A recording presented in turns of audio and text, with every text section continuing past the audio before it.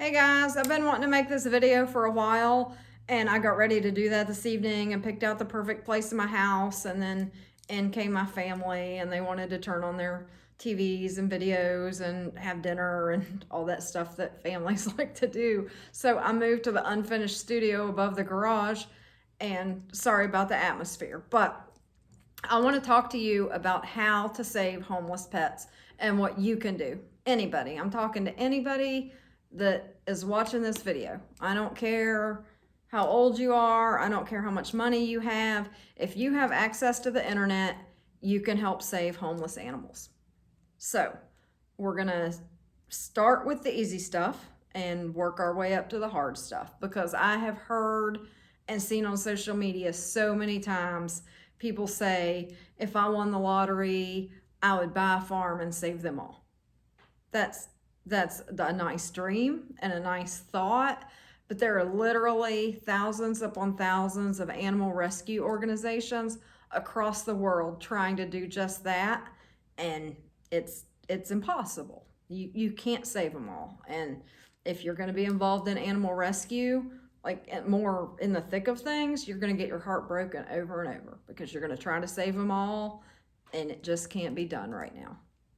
So we'll talk about the rescue aspect later and how you would go about doing that. But first we're going to start with the easy stuff. What you can do with very little time, energy, or money to save homeless pets. And we're going to work our way up. So first of all, if you have internet access, what you can do is follow your local or in your vicinity rescue groups and shelters on social media and share their posts. When they post a picture of an animal, share that picture. You get that animal seen, because the difference many times between an animal that doesn't make it out of the shelter and an animal that does is how much exposure that animal got. And so you might have a friend that has a friend that has a friend that would go adopt that dog. And what we need is that friend of a friend of a friend to see that dog. So if you share it, one of your friends is going to share it, one of their friends is going to share it. Eventually, that picture of that animal is going to get to the person that's going to go save it. So that's the first easiest thing you can do. Share, share, share, post pictures, whatever, from rescue groups and shelters on social media. It's very important. The next thing, you can donate time or money to shelters or rescue groups that you believe in. You don't necessarily have to be close to these groups. I know I do a lot for the Roan Shelter, and they get donations all the time from out of state, from people that have worked with rescues that work with them, people that ended up with a dog from there through a rescue. Those people still support the shelter, and you can do that too. Like, find a group you believe in that you want to help and donate money, cat food, dog food, litter, whatever it is, to them to help, because if they have those supplies, they don't have to spend money on that, and that's money they can spend on spay and neuter or emergency vetting or whatever. One more thing with donating the money, and you could actually donate money to organizations without spending your money. Find out if that organization is a member of Kroger Community Rewards and you can sign up for them to be your nonprofit, or find out if they have an Amazon Smile account. The way that works is the Roane County Humane Authority is my designated nonprofit, and when I buy something on Amazon Smile, which is like Amazon, only you go to the specific Amazon Smile page, a portion of my purchase is donated to the nonprofit of my choice. So they get money from me without me taking money out of my pocket and giving directly to them. And same thing with Kroger Community Rewards. If Operation Fancy Free, for example, is signed up with Kroger Community Rewards, and I connect that to my Kroger card, and when I go to Kroger and buy my groceries, then Kroger donates a portion of my purchase to Operation Fancy Free. So that is another way to help organizations financially without actually handing them money. I mean, they get money, but it's not directly coming out of your pocket. So check to see if organizations you like are involved in a program like that. And it's another thing you can do. Or you can donate your time. What I do, and I know a lot of people that watch my videos have been directed to them from their own shelter page, because for over a year I have been going there and making videos to get those animals seen and let the community know what's going on at the shelter, what we need, how things are going. And it really helps. It's helped tremendously as far as just getting the animals seen and getting support. And, a lot of times if people know what that group needs, they'll step up to help. So my thing that I do is donate my time to go make those videos for the shelter. And I love doing that. And you can do it too. They'll probably really appreciate the help. And it's something unique. Another thing you could do is make arrangements to go to the shelter or rescue and walk the dogs, socialize the kittens, play with the puppies. Whatever those animals need to be socialized is going to help them in the future to find homes and be successful in those homes. Or you can go to the shelter and clean the pens and kennels and litter boxes, because that's time that the shelter staff could be spending getting those animals a place to go and getting in contact with rescues. And all shelters and rescue groups are pretty short staffed. They need help. So that's, you can donate your time doing that. And now we're getting to the harder stuff. And this is the easiest of the hard stuff. And I call it the hard stuff, this particular thing, for a reason. Another thing you can do is talk to anybody that will listen, that needs to hear what you have to say about spay and neuter. And the reason I call this the hard stuff is because not everybody wants to hear that. And you're going to get mad. You're going to hear, I don't want to take my cat or dog's manhood away, or, but kittens and puppies are so cute, or I found them all a good home. A lot of excuses of, they want their cat to experience the birthing process. They want their kids to see their animals giving birth. And you're going to hear a lot of excuses. And you're going to see a lot of resistance. And, I have people that are friends, and I'll see their posts on social media where they're giving away yet another litter of kittens. And these people know what I do with my time. But you have to be gentle, because me calling and yelling at them is not going to help. So, hey, do you need help getting in touch with an organization that could maybe help with low-fee spay and neuter? Or, hey, if I make an appointment to get your cat fixed, can I take it to the vet? Sometimes you have to really, really push. But spay and neuter is key in the whole animal rescue world and the animal overpopulation problem. So that's a very important thing, but it gets a little tougher, because people aren't always ready for that, and they're not always going to do it. And some of it's just a culture thing. If people have been raised in homes where their animals were always fixed, they're probably more likely to get their animal fixed. But if they were raised in a home where they had 57 kittens running around all the time, and that was fine, they probably don't really care what you have to say about that. So, talk to people about spay and neuter over and over and over. Just bring it up in conversation. If you'll get the opportunity. If that's something you start thinking about doing, pay attention to conversations at work and stuff, you'll get the opportunity to do that, and it's very, very important. The next thing on the harder list is more time donation, but it's a little more involved, is offer to help with animal transports and fostering.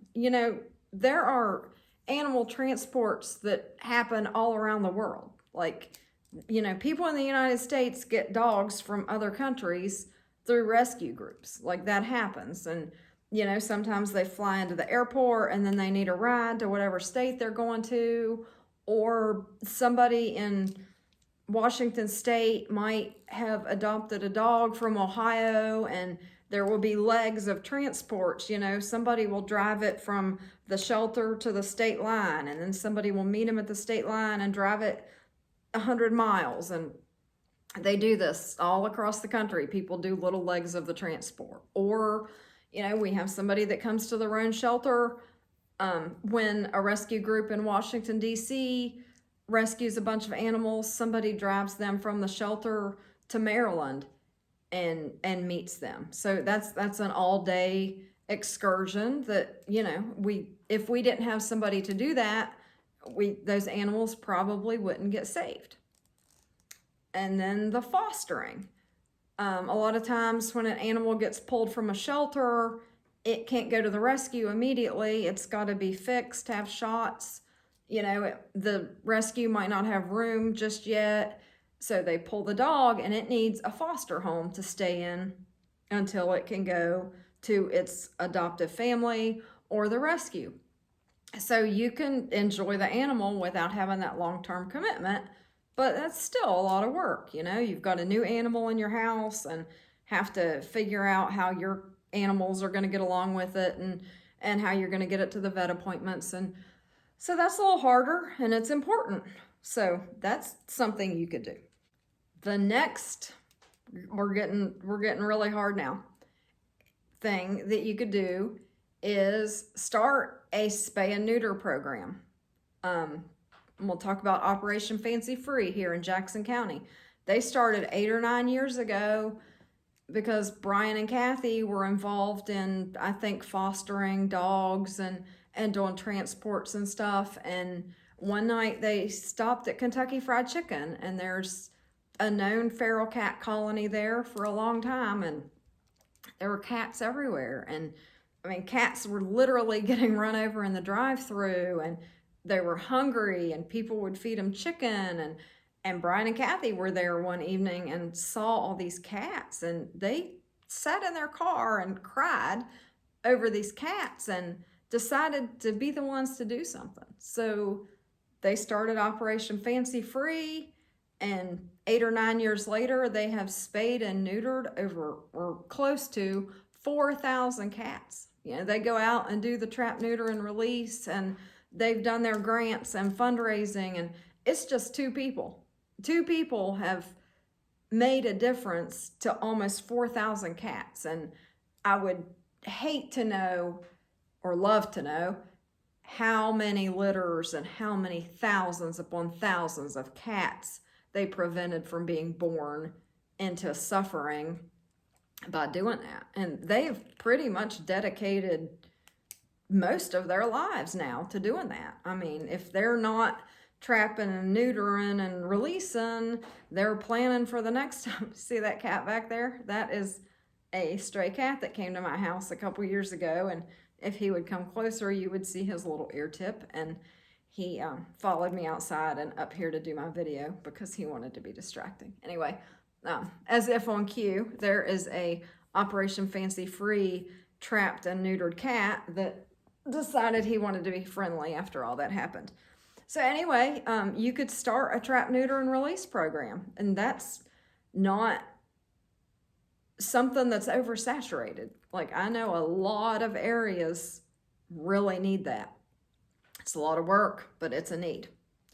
So now I'm finally going to get to the hardest of the hard, starting a rescue. Before you start an animal rescue, of course there's a need. There's always a need. But, is there a shelter in your town or county? Is there already an animal rescue near you that's doing the same thing you want to do? Because don't try to reinvent the wheel. Go approach the rescues and see what you can do to help them, or, see if they need help or they want you to join forces with them. But before you go start something from scratch, see if there's something already there. I'll talk about somebody else I know right now, Nelson Animal Retreat in the next county over from us. Work County doesn't have an animal shelter.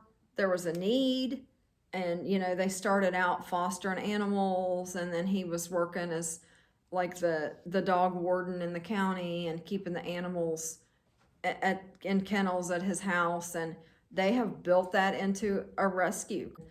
They save a lot of animals, and it was needed. It was a need there, and they're getting calls from all over the place, other counties, because a lot of the rescues are full, and a lot of the rescues are geared towards specific breeds or something. So before you start a rescue, like, know what the need is and know what your goal is. Like, are you breed specific?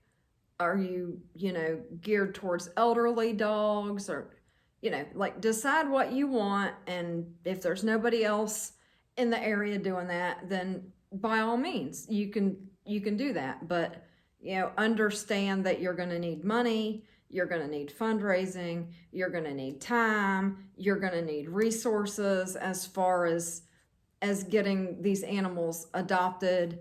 Like, it's a lot of work. It's not something for the faint of heart. So, but if that's what you want to do, then I'm sure there's a lot more information out there than I can give you on it. But I just wanted to talk about mostly the other things you can do that aren't that, because there's a lot of need out there besides starting a rescue, and you can do so much good without going all in and doing the big thing.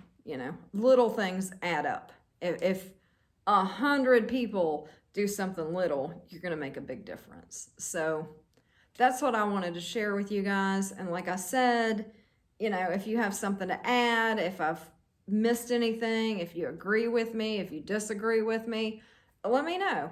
If you like the video, please hit that subscribe button, give us a thumbs up, do something to let me know that you're watching. But anyway, thanks for listening to me.